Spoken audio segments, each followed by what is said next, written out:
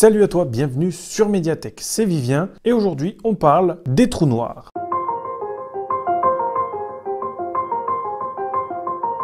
Sont-ils des portails vers d'autres mondes? C'est la question à laquelle on va tenter de répondre aujourd'hui dans cette vidéo. Mais avant on va réviser un petit peu afin de bien savoir de quoi on parle. Promis, je te raconte tout après l'introduction.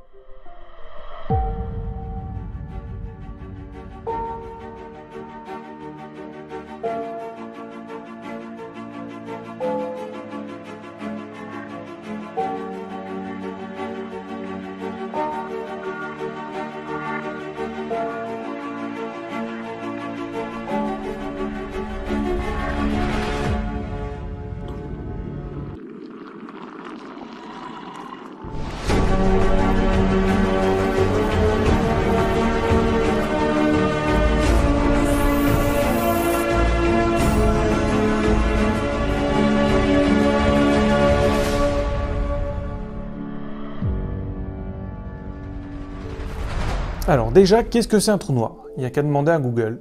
Dis Google, c'est quoi un trou noir? Selon Wikipédia, en astrophysique, un trou noir est un objet céleste aussi compact que l'intensité de son champ gravitationnel empêche toute forme de matière ou de rayonnement de son échappée. Je rajouterai aussi qu'il provoque d'énormes perturbations dans le tissu de l'espace-temps. Un trou noir est composé d'une singularité, donc c'est toute la matière qui est condensée en une fraction infime de l'espace, et de l'horizon des événements, c'est la limite à laquelle la matière ne peut pas réchapper à la force du champ gravitationnel du trou noir.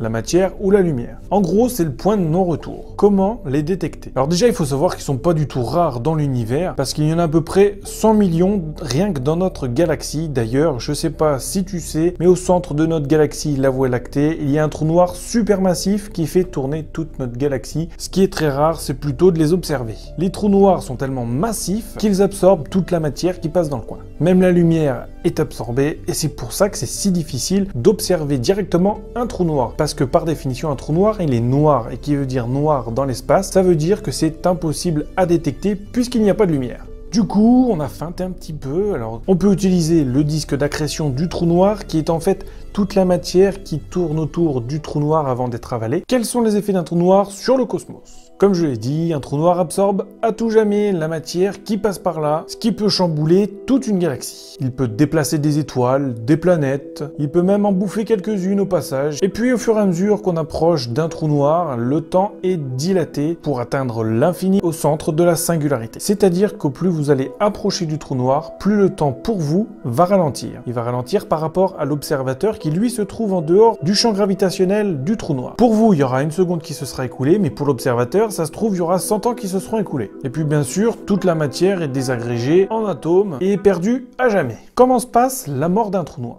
Peu de gens le savent, mais un trou noir a bien une fin. Une fois qu'il s'est bien gavé, qu'il a bien mangé, donc ça peut durer 10 puissance 100 ans, donc très longtemps, voilà.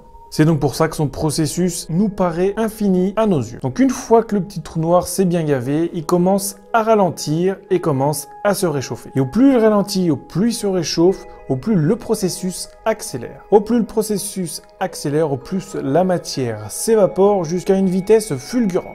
De par cette vitesse fulgurante, le trou noir explose et disparaît. On passe maintenant à ma théorie. Les trous noirs sont les éboueurs de l'univers. En effet, les chercheurs pensent que ces trous noirs peuvent servir d'éboueurs stellaires pour le recyclage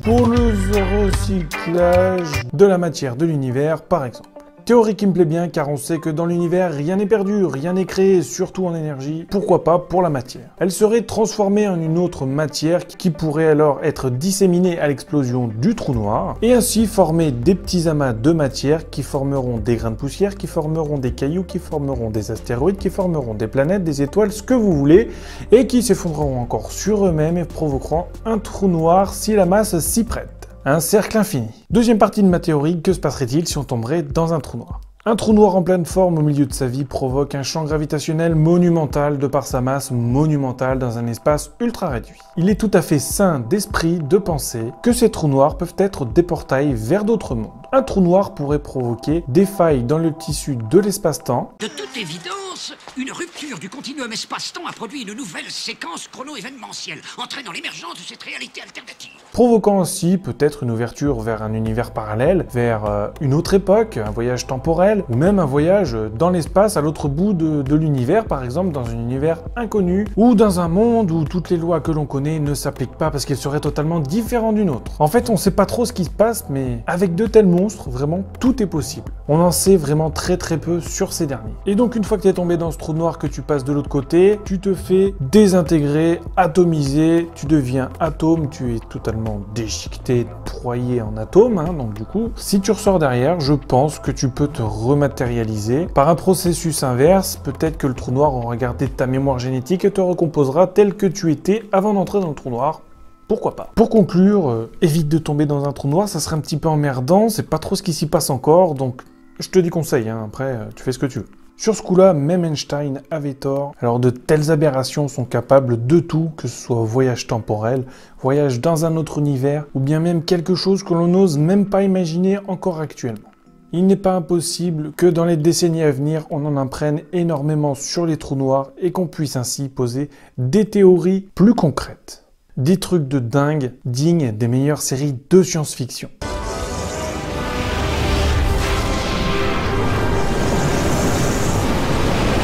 C'est tout pour cette vidéo, j'espère que tu as apprécié. Si c'est le cas, n'hésite pas à me lâcher des petits pouces bleus, ça fait super plaisir. N'hésite pas à t'abonner à la chaîne. C'est encore une très jeune chaîne, mais j'espère que grâce à toi, elle va très vite grandir. Quand la fiction devient science, c'était Vivien sur Médiathèque. À la prochaine.